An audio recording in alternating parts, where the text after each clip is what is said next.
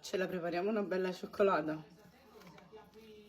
Bella cioccolata al torrone e striga.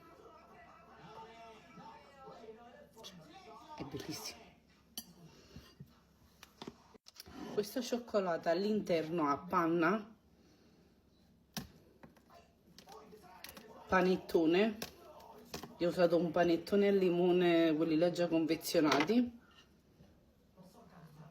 e liquore alla striga. E queste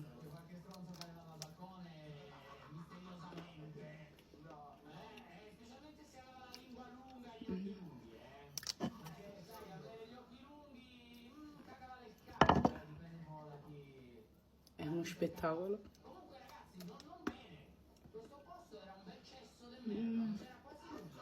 E c'è anche il torrone all'interno, La prepariamo insieme. Andiamo? Andiamo tutti. Per questa cioccolata ci occorre cioccolato fondente, ma potete usare anche quello là al latte come preferite. Panna da cucina, io ce l'ho già montato perché ho fatto un altro dolce prima. Del torrone morbido, io ho usato questo qua, le mandorle, ma va bene qualsiasi tipo di torrone. Io l'ho fatto a pezzettini, così. Il cioccolato l'ho messo nello stampo e l'ho tenuto 5 minuti in frigo. Lo potete mettere anche nel congelatore come preferite. Quella a fianco è una cioccolata Dubai, che a casa mia non manca mai.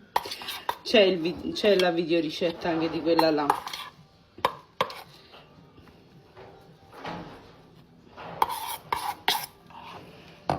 Ecco qua. Ci mettiamo prima la panna. Ecco qua, poi ci occorre, io avevo quei panettoni già pronti, quelli là già confezionati. Se ci avete qualcosa fatto in casa, ma al momento tutto quello che vi occorre, io l'ho voluta fare, quindi ho comprato quelle ciambelline piccoline, questa qua è al limone. Ecco qua, ce la sistemiamo all'interno. La schiacciamo un po', prendiamo un po' di strega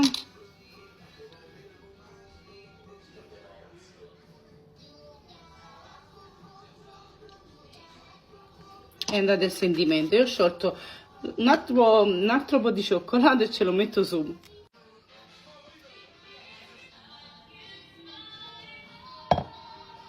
Copro e torno. Io la metto in frigo e ci vediamo fra un paio d'ore. Eccola pronta. Io l'ho fatta stare tutta la notte in frigo, ma almeno 3 ore deve stare. Mi raccomando, provatela e fatemi sapere.